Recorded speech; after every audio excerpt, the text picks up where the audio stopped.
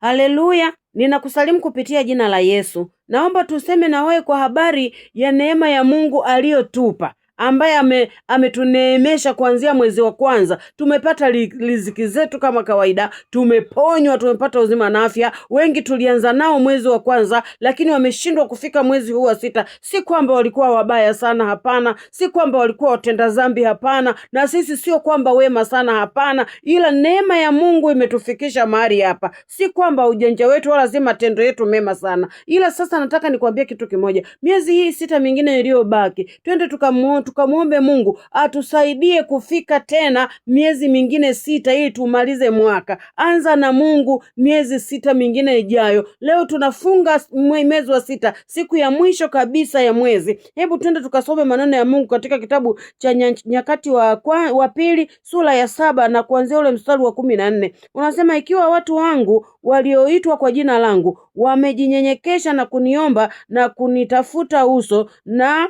kuziacha njia zao mbaya, basi nitasikia toka mbinguni na kuwasamehe dhambi yao na kuiponya nchi yao. Sasa macho yangu yatafumbuka na masikio yangu yatasikia maombi ya watu wanaomba mahali hapa.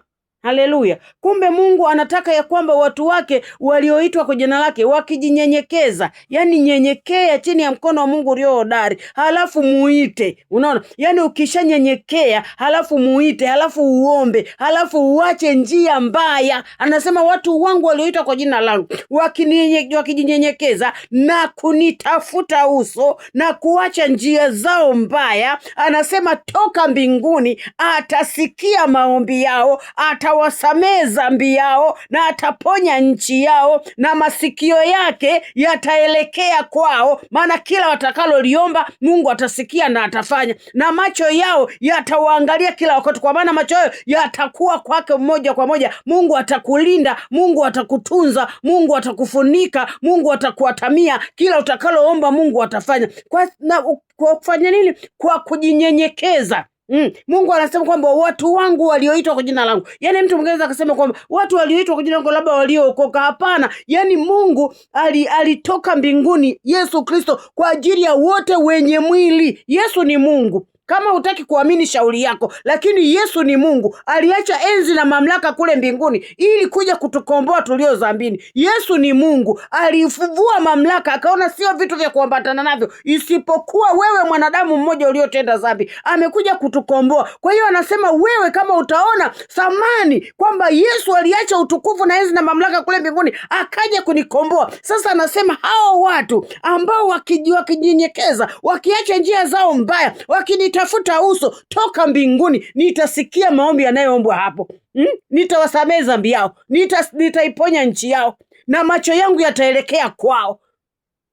Mwezi huu wa 6 unapoisha, hebu mng'ang'anie Mungu. Nyenyekea chini ya mkono wa Mungu ulio hodari. Tafuta uso wa Mungu, tafuta uso wa Mungu. Mwambie Mungu, niko mahali hapa, acha njia mbaya, na Mungu wa mbinguni akusaidie. Utakuja kushukuru kusema kwamba hakika yule mchungaji alisema. Mungu anataka watu waliojinyenyekeza, watu walietubu, watu walieona kwamba dunia haiwasaidii, dunia haiwahusu, wameachana na mambo ya dunia, wameona sio vitu vya kuambatana navyo, wanaishi duniani kama wako mbinguni. Hao Mungu ndio anaowataka.